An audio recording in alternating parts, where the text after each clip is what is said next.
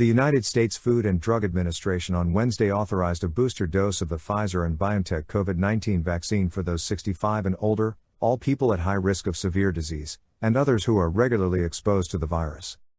The decision paves the way for a quick rollout of the booster shots as soon as this week for millions of people who had their second dose of the vaccine at least 6 months ago. The change to the vaccine's emergency use authorization will allow boosters for groups such as healthcare workers, teachers and daycare staff, grocery workers and those in homeless shelters or prisons, FDA Acting Commissioner Janet Woodcock said in a statement.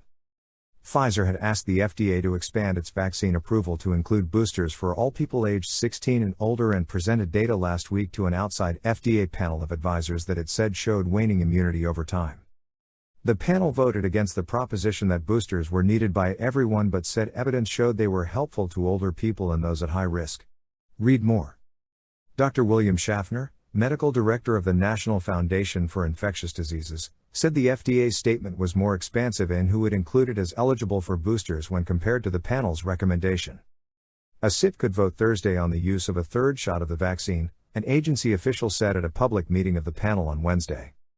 The FDA authorization was generally in line with the advisory panel vote, said Dr. Jesse Goodman, an infectious disease expert at Georgetown University in Washington and former chief scientist at the FDA. President Joe Biden and 8 top health officials including Woodcock announced in August the government's intention to roll out booster shots for people aged 16 and older this week, pending approval by the FDA and CDC. But the advisory panel said there was not enough evidence to support booster shots for that population, and also sought more safety data. The FDA does not have to follow the advisory panel's recommendation, but often does. The agency could revisit the issue for a broader authorization in the future. Top FDA members have been split on the need for boosters for the general population, with Woodcock backing them while some of the agency's senior scientists argued that current evidence does not support them.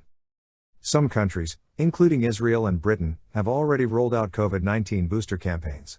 The United States authorized extra shots for people with compromised immune systems last month and over 2 million people have already received a third shot, CDC data showed.